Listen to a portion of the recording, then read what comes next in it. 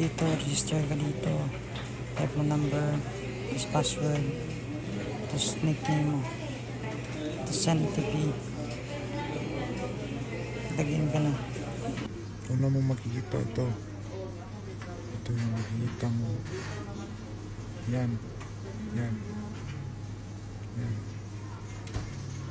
Tapos punta ka sa products. Dito. Dito ka mag-invest. Diyan. Pili ka lang dyan. Magkano kaya mo. Fair naman. 3 days yan. Bawi agad yung puhunan mo. Sa big event naman, yan, 1 day yan, daily income.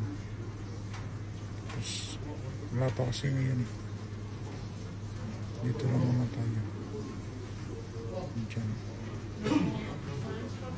Makikita mo dito yung binili mo. Yung in-invest mo. Yung makikita. Ito mga in-invest ko. Yung welfare expired na yun.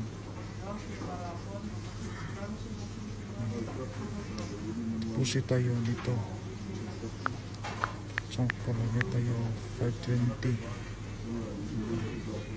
Click mo na yung si taas. Tapos confirm. Pay mo lang yung Gcash mo. Type mo lang yung Gcash mo dyan.